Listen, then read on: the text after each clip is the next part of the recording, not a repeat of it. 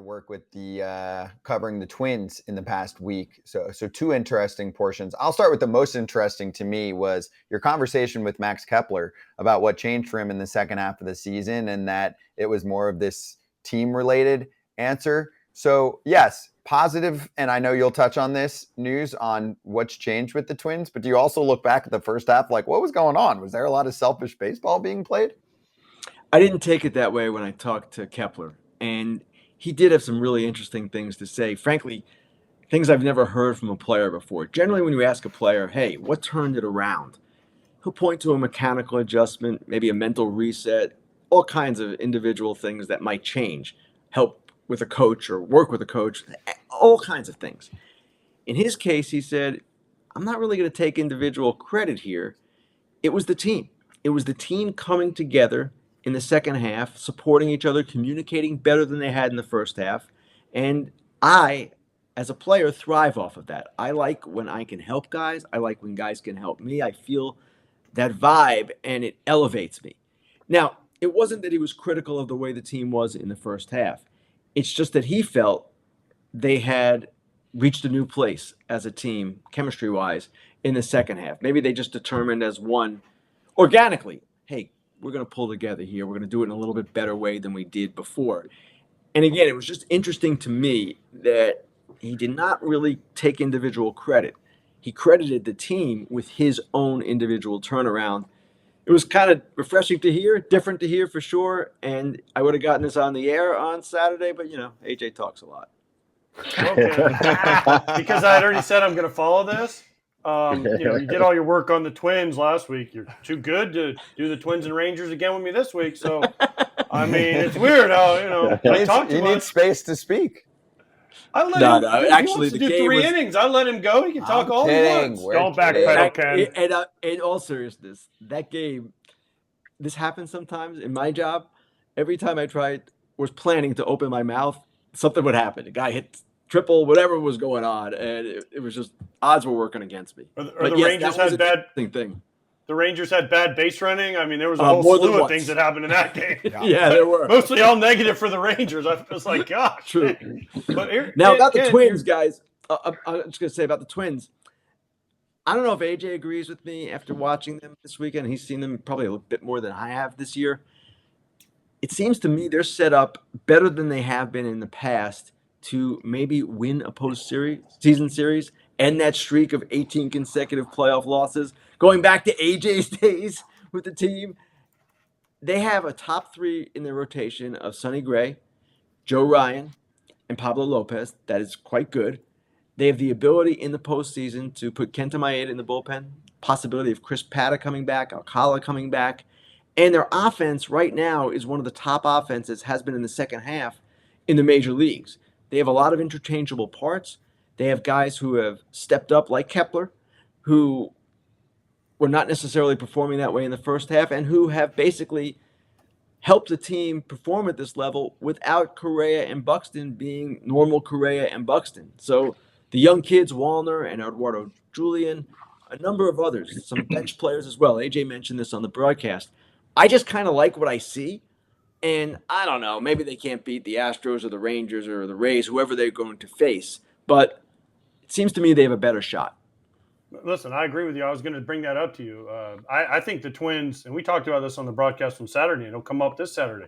Not only do the Twins have a better team than they've had in the past, they don't have to play the Yankees, who just annihilate them in the postseason every year, right? But there's top 3 pitching. You throw Gray, you throw Pablo Lopez out there, right? I mean, those are 2 top flight, really good starters. Maeda in the bull. You mentioned it all, right? The thing for me is the American League doesn't seem as strong. Now, people can argue and say whatever, but in the first round, they're likely looking at not Baltimore, okay, probably, and then not the AL West winner. Not the AL West winner, right? Whoever that is. So you're going to get Astros, Rangers, whoever the other wild card is, right? It's going to be okay. It's going to be maybe the Blue Jays. I like their chances against all those teams, not only to win a game, but to win a series because of their big 3 at the top. And because I think, like you said, if Rocco Baldelli was talking about Patton coming back, or, what's his name? Paddock coming back. Paddock, yep. And Yeah, they're excited about him. You know, they are. And he said he looks amazing. He was talking about it to us on Saturday. I mean, I love their chances because they're swinging the bat and they're playing a different game. Yes, they have to hit home runs, but they're playing a different game than Twins teams in the past. And it's fun to, I mean, it was fun to watch on Saturday. I'll get to see him again this Saturday, but it's a fun game to watch. It's kind of like the old school Twins. Pitching, defense, some timely hitting, and occasional home runs. And I think Rocco has them trending in the right direction. The one team that I believe we're all underestimating here is Houston. Their offense in the second half has been the best in the majors, I believe, statistically.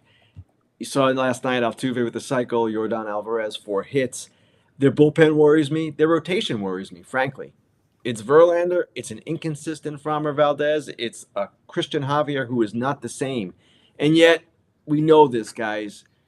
They've done this for a long time now. And they have that ability, that know-how, whatever you want to call it. And while their pitching is not quite the same, they are still a team we cannot forget about and dismiss easily, for sure. So, Ken, one more on the Twins, because the other layer of what you wrote about in your notes, I had a follow-up question for you on Correa. It was great insight on how he dealt with plantar fasciitis, and he said, and he's always candid, especially lately, he came back earlier than he would have if he had his free agent season going on right now. So what was your take on the honesty of those comments, both to say, hey, if I was in a different spot, it's a little bit more about me and making sure my numbers are good. At the same time, he's like, my presence is needed here. But I always wonder about that threshold with players, like your presence and coming back too soon versus your production. If you're not playing well, you're not helpful for the team either. There's always a balance, Scott. And I covered Cal Ripken Jr. for a long time. And when he wasn't hitting and the streak was going on, he would always say, I can contribute to my team in other ways. And his managers would always say they wanted him out at shortstop because he was basically going to play a brilliant shortstop. Not a rangy shortstop necessarily, but he'd get to everything he could and make every play. With Correa, it's something of a similar mindset, at least the way he's approaching it right now. He suffered the injury in late May, the plantar fasciitis. It's lingered the entire season. He said it's affecting every aspect of his game, not just offense, which is down. I said defense. He goes, look at my sprint speed. It's the worst of my career. And he was right. It's the worst of his career. His defensive metrics are down a little bit too. He just feels that him being out there, and he has not gone on the injured list the whole time. And by the way, this is the other foot. This is not the foot that was the issue in the offseason when he was a free agent. He just feels that being out there, he can contribute defensively. He can do some things offensively. And right now he is finally starting to come out of it a little bit. On base streak, I don't know if it's still active, but it was 18 straight at one point, maybe 19 straight now.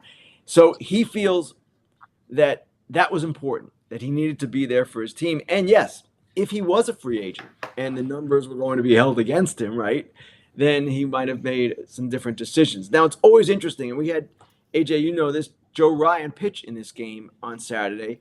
He had fought through an injury earlier, and to the team's detriment.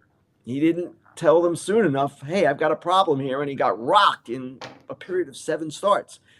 There's a balance. There is a veteran knowledge that you have over the years you gain and collect when to go, when not to go. But Correa has just felt that he has to play. And you know they're going to use that against Joe Ryan when he gets to arbitration at some point. Well, the For thing real. is, no, but what I'm saying is Joe Ryan is he tried to pitch through it, and he had never done that before. And even Rocco talked about it when we talked to him. He said he never complained about it. Like it wasn't like a thing where he just said, oh, there's a little tightness, but I can pitch through it. And it affected everything. It affected his motion, affected his fastball, because like he really throws a lot of fastballs, and it wasn't the same because he couldn't get the extension he needed and everything. And so, well, they hold it against him only because his numbers went down. They're not going to say, well, he pitched through an injury. They're just going to say, well, his numbers. No, I'm saying an ARB. That's what they do. I mean, Corbin Burns last year. Oh, you had one little stretch where you weren't great, for 7 starts. That's why we didn't make the playoffs. I mean, ARB is the Twins cool. are going to make the playoffs. Yes, exactly. All right, Ken, good stuff. Great to catch up with you again, and we'll talk to you soon. Thanks, guys.